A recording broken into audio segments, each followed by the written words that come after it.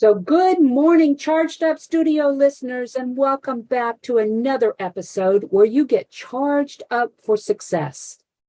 I'm Danna Olivo, your host and CEO of Market Atomy LLC. Today's episode is going to delve into who we are and why. I've got an exciting guest for us today who's going to kind of give us a life learned lesson and going to be talking about where that has led him today. Please welcome Brian Penso to Charged Up Studio. Hi, Brian. How are you doing today? I'm doing good. I'm anxious to hear. I read your story. I want you to give me, before we even get into any questions or anything, I want to hear your story. Where did you come from? It sounds like you came a lot from the same environment that I came from. Well, I was born and raised in the hill country in Ohio, and there was not a lot of opportunity there, a lot of country, and I learned from my father on, how to get focused on things and doing that normal kid thing and working. And then I hit that 16, 17 years old area and started to drive. Very boring from where I'm at, and started to get into trouble and running with the wrong crowds. You know how that goes. We can't be told anything at that age, and we have to learn it the hard way. So I kind of did that and decided in 1987, after just going around in circles and not figuring out who I was, I packed my bags up, threw everything in my pickup truck. I had $250 in my pocket, 2 garbage sacks full of clothes, and all my fishing equipment. And I drove and ended up in Houston, Texas. My brother was a physician down here and was established. And the best thing I figured out at that point in time was to actually disconnect from my surroundings at that point in time, because I knew I was not going anywhere, and put myself in a different set of environments and surroundings where I could actually clear my mind, get straightened out, and start working on where it is. Well, try to figure out where it is that I wanted to go. Okay. So you came from a hardworking background in the construction area, construction industry, and things like that. What were the drivers when you were younger that pushed you to keep moving forward? For me, the focal point was fishing professionally against the people that I watched on TV. On Saturdays, the TV shows would come on, the Bassmasters, and that was a competitive event that was televised all through the 70s and 80s. And that's what I decided that I wanted to do. I wanted to go rub elbows and fish against my idols, because I've been fishing my entire life. And that just became my emotional connection. That's what the summit was for my journey. I had no idea how I was going to get there, but that is what drove me through my entire life. So did that work out for you, the fishing? Oh, yes. Oh, okay. Yes. I fished professionally against the best in the world, and, sat down and ate dinner with a lot of my idols that I watched on TV. It was very difficult to get there. Made a lot of mistakes, and I was homeless for 7 years on a business deal, because you have to be self-employed and have a positive cash flow even while you're not working. So I spent many, many years developing business systems within the companies that I owned, so it would function while I wasn't there. And that is what actually allowed me to go rub elbows with my idols. And that's what kept me going through being homeless, broke, no money, over $100 and some thousand in credit card debt, couldn't feed myself for days on end. So that was the driving point that got me through every nightmare that I was ever dealt. And now you've become a serial entrepreneur, in the sense which you have multiple companies going at the same time. Yes, ma'am. Okay. So what was the turning point? The turning point for me was, what was that? Go ahead. I'm sorry. Going from the homelessness and everything else. What was the turning point? Figuring out who I was. Okay, so talk about that.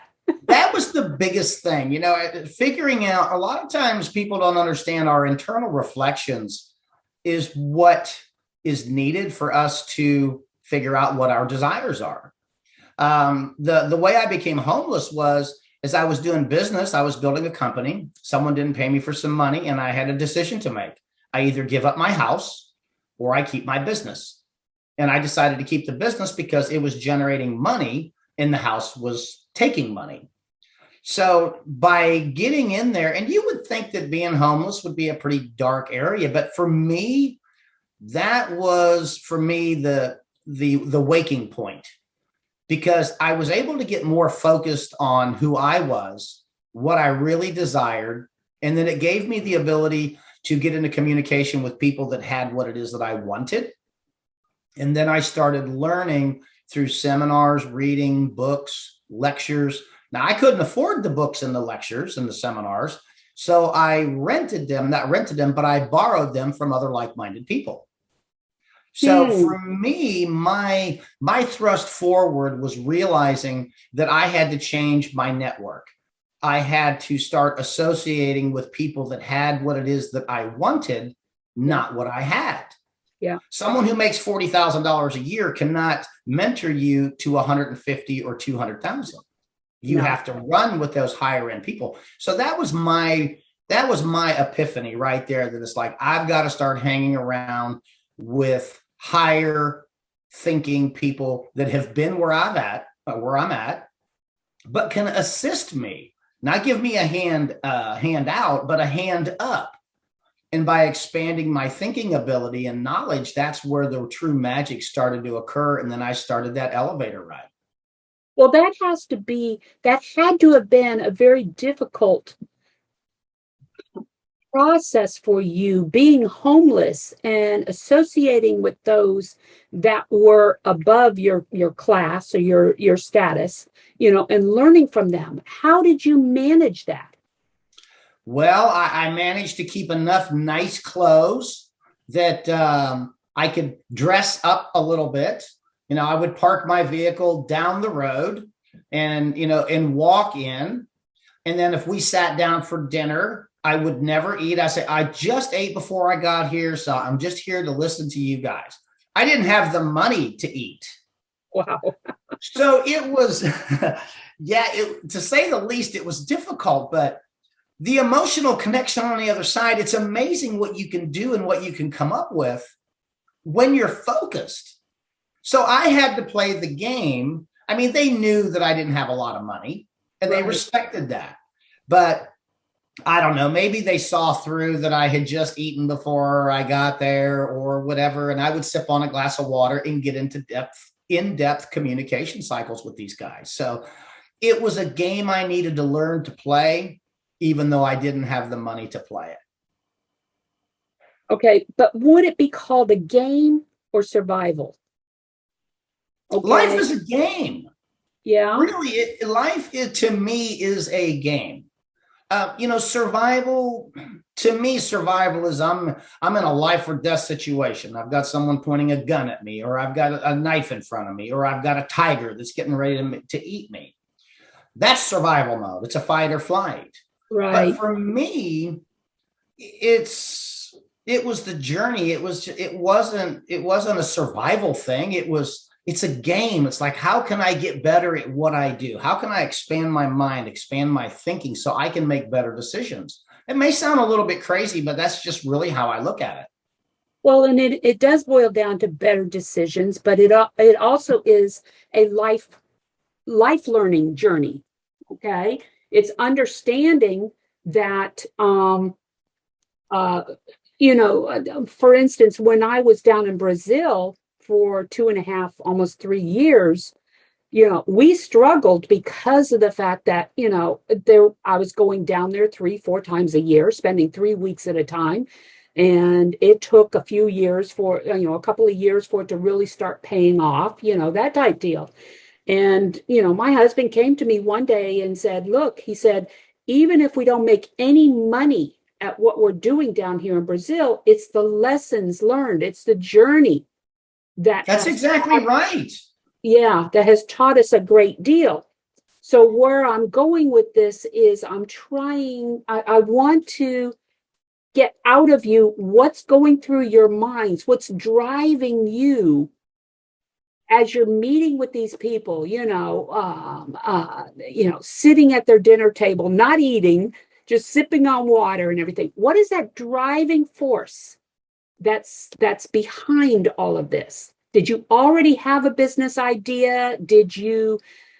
Were you trying to seek out what you wanted to do? What was going on? No, I had a functioning business at that point in time. I mean, that business still exists today.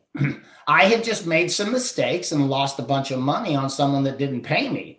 So the setback came in. The goal was always the same. The driving force for me was to have time freedom and money freedom and not be a slave to a job. And for me, it was just, I know that I've got to get better so I can learn how to build operation systems within my business as it grows. I have to increase my ability to communicate. I've got to check my ego and my attitude at the door because I was one of those people you couldn't tell anything. Yeah. So I knew that the focal point was fixing me. And if I did that, everything else would pan out. It really would. It would just be a matter of each learning curve and knocking them down as I grew and progressed down this journey. Okay, so when we talk about the characteristics, you were talking about fixing me. What would you consider the most important characteristics that a new business owner should have? Character and communication. Okay. Character and communication will get you farther in this world than true knowledge itself. Okay. And what I mean by that is character is your word must never be broken. Mm-hmm. Your ethics, your morals, even if you made a mistake and it's going to cost you money, you do not break your character. You do not break your moral code or your ethics. When people know that you have character, you do what you say and you say what you do. Even today, if someone's going to meet me at 1:00 p.m., I will be there by 12:45. Mm-hmm. Never mistaken. They never guess whether I'm going to show up. They never guess of when I'm talking to a client, they don't question whether or not what I'm telling them that I can truly make a reality. Because if I can't make it a reality, I'll say, look, I would love to make this piece for you. It's just not in the cards. And it's not that I can't make it. It's that really nobody can, because I'm one of very well known in my industry from coast to coast. So the character is very, very valuable. If someone asks you a question you don't know, say, look, I really don't know. But if you give me a day or two, I'll reach out to my network and communicate with them and see what I can do for you. And out of those two, the biggest thing is always go to give. Mm-hmm. Don't go to get. Because when you chase money, people realize that you're chasing money. I got to sell this stuff. You got to buy my product. I don't have to do anything. Communicate with me. Why do I need to do business with you? Well, my character is flawless. My ethics are right. If I tell you something, you can take it to the bank. And I'm always here to serve you over and above the call of duty and what you're going to pay me for. When you give an abundance and you always try to deliver more value than what people are paying for, they are going to come back to you anytime they need something. And they're also going to tell other people that need your services. Say, look, if you're going to get that done, you need to talk to this guy. Give him the first shot at it because he's going to be straight up front with you. He's not going to, take advantage of you. And if he can do it, he'll tell you. And if he can't, he'll tell you that too. And he probably will even help you find somebody that can do what it is that you're asking for. That is valuable information that you've got to keep. You got to guard that like you guard your bank account. Yeah, that's your IP. And I agree, you go in with the attitude of giving and helping before you go in, asking for money, Yep. Granted, you're going to ask, but not until after you've developed that relationship, Right. And you feel comfortable with each other as far as that's concerned. So we've been talking about, who you are and why you are. Okay. Let's talk about what is it you do? Well, I am a custom fabricator. What is it? I take blueprints and then we figure out what the architects want drawn and built. I do massive subdivision entryway signs. Like when you drive and pull into a subdivision, you've got the big sandblasted signs and the big pier caps and the columns. I do that all over. I'm a custom fabricator. I cater to a lot of high-end homes. Right now, I'm working on a house that's 34 or $36 million. I'm working on another one right now that's 6.5 million. Not every customer is mine. I cater to a very high-end clientele that want what they want. Mm-hmm. They want it when they want it, and they want it accurate and perfect the first time. So that's what I've developed into. I also do, I'm a representative for another company, kind of like an affiliate type marketing program for them. I do some speaking. I'm also an author, and I do some private loans for people. And right now I'm doing the concrete business and several other ones. So it's a juggling match, but I like being busy. It's a juggling match. Yes, it is.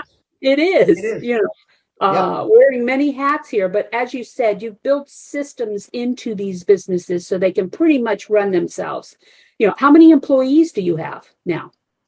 Right now, I think I've got 20 some. It's a little bit tougher market today, but at one time I was running 47 or 48 employees. So why should you keep your big ideas to yourself for the most part? That keeps the negativity from coming in. It's the crabs in the bucket syndrome. You know, you got the positive crab that wants to get out of the bucket, and all the other crabs in there don't want him to go. So if you guard your ideas and keep them to themselves and only share them with like-minded people that you think that will elevate you. Right. Because, you know, I had people when I was getting ready to write my book, they tell me, say, well, I mean, you barely got out of high school with C's and D's. You don't know how to write a book. And you know what? Most people, and you know, when people write a book, you know, hardly anybody ever makes any money on it. So you get all of the, what I call armchair expert advice from a bunch of broke people that have no money, but yet they're giving people life advice. Right. That's why you want to guard that and keep it very secure, because it's going to be difficult. I'll just be right up front with you. Always, it's going to be difficult. So why put more potholes in the road than are already there that you're going to find as you travel? That's why you keep those big ideas very, very sacred and very close and guard them. Yes, no, definitely. And you know, and that's important because of the fact that you do have a lot of naysayers out there. And when you're a small business owner, it's easy for them, for it to get under your skin and have you doubting yourself. When you're looking at starting your business, you know, you need to do what needs to be done for you to determine, is this something that I am going to pursue at no cost? And that involves research. It involves what needs to be done. There's an entrepreneur in every single one of us. It's just finding where that entrepreneur lies. What is your thoughts on that? Oh, most definitely. And as someone who does not have some sort of a business or a sideline business is not taking advantage of the true tax benefits that are there. Mm-hmm. Everybody has that idea, but a lot of times they put them in the drawer and they just kind of push them away because they've been suppressed. Find out what you're passionate about. Find out what drives you and ask yourself, if money wasn't a problem, what would I do? Right. And you'll find that you'll start answering your own questions, but you also have to be willing to listen to yourself. Right. You know, take out they told me I'd never amount to anything and I'm probably not going to. And you hear that daily. You've got to be able to set that aside.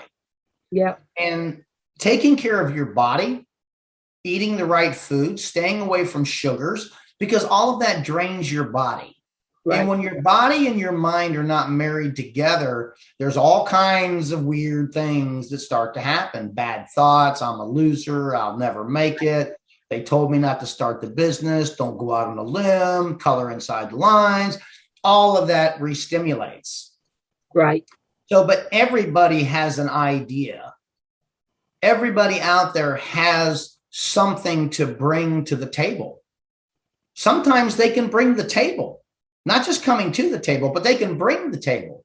But they got to search within and find out, what is that emotional connection? What drives them? What are they passionate about? Yeah. And let the journey unfold and get out of your own way. Don't think you're going to start it and make $1 million in a short period of time. No. Business and life. Go ahead. I'm sorry. I said you're absolutely right. Life is a stepping stone system. Right. You know, if let's say you want to start a podcast, and I know all this newfangled stuff, you can do it relatively cheap. So let's say that we're not all this fancy smancy, and it's going to cost me $1,000 to start a podcast. That's for my recording stuff and my microphone and my dubbing material and a nice camera. So that's $1,000. So we can look at it, wow, I don't have $1,000. You know how long it's going to take me to save $1,000? That's one way to think about it. Mm-hmm. Or you can look and say, okay, how can I make $1,000? How emotionally connected are you to the podcast? Right. Do you have such tremendous value that without a podcast, people are going to suffer? Yeah. Or do you have valuable information that getting that $1,000 is the main goal? Go on YouTube, learn how to fix windshields, windshield chip repair kits to fix chips in windows, which there are millions of, is going to cost you about $200 or $300. So we're not focused on $1,000. We're focused on $200, which most people have a credit card. They can swipe it. But you got income coming in right away. Exactly. You get $45 to $50 for a windshield chip repair.